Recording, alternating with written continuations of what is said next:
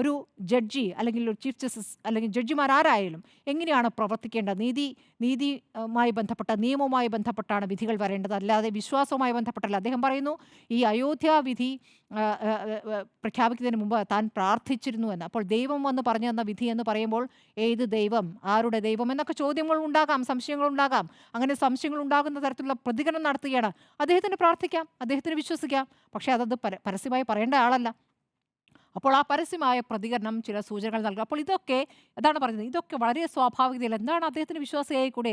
അദ്ദേഹത്തിന് വിശ്വാസം പറഞ്ഞുകൂടെ? എന്ന ചോദ്യം ഉയരുന്ന രൂപത്തിലേക്ക് അതിന് വലിയ സ്വാഭാവികത കൽപ്പിക്കപ്പെടുകയാണ്. അതുകൊണ്ടാണ് ഈ ജഡ്ജ് ഇപ്പോൾ ചീഫ് ജസ്റ്റിസ് പറയുന്നു, ബി ആർ ഗവായ് പറയുന്നു, അദ്ദേഹത്തെ ശിക്ഷിക്കൊന്നും വേണ്ട, പറഞ്ഞു വിട്ടേക്കൂ എന്നാണ് പറഞ്ഞത്. പക്ഷേ അങ്ങനെയാണോ അത് ചെയ്യേണ്ടത്? ഗൗരവത്തിൽ കാണേണ്ട വിഷയം തന്നെയാണ്. ഇതിലപ്പുറം ഈ പറഞ്ഞ അതിനു മുൻപുള്ള കോടതിയിൽ ബി ആർ ഗവായ് നടത്തിയ ഒരു പ്രതികരണം മാത്രമാണ് ഈ ഈ അഡ്വക്കേറ്റിനെ കൊണ്ട് ഇത് ചെയ്യിച്ചതെന്ന് ഞാൻ കരുതുന്നില്ല. അതിലപ്പുറം അദ്ദേഹം ഒരു ദളിത് പ്രതിനിധിയാണ് എന്നത് കൂടി ആയിരിക്കണം. സനാതനധർമ്മത്തെ എന്ന് പറഞ്ഞ് ആവർത്തിച്ച് പറയുമ്പോൾ അതിനർത്ഥം അതാണ്. സനാതനധർമ്മത്തെ അപമാനിച്ചു എന്ന് പറയുന്നവർ അവർക്ക് ഇന്ത്യയിൽ പ്രവർത്തിക്കാൻ പറ്റില്ല എന്ന് പറയുമ്പോൾ എന്താണ് അദ്ദേഹം ഉദ്ദേശിക്കുന്നത്?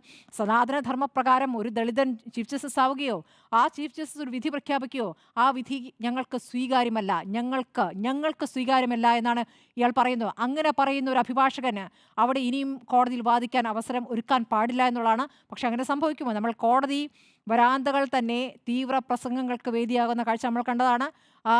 ആ ജഡ്ജിക്കെതിരെ എന്തെങ്കിലും നടപടി ഉണ്ടായോ? ഉണ്ടായിട്ടില്ലല്ലോ. ആ ജഡ്ജി ഇപ്പോഴും പ്രവർത്തിക്കുന്നത്. കോടതി മാറിയെന്ന് തോന്നുന്നു, സ്ഥലം മാറ്റം ഉണ്ടായെന്ന് തോന്നുന്നു. ആ ശിക്ഷയിൽ അത് ഒതുങ്ങുകയാണ്.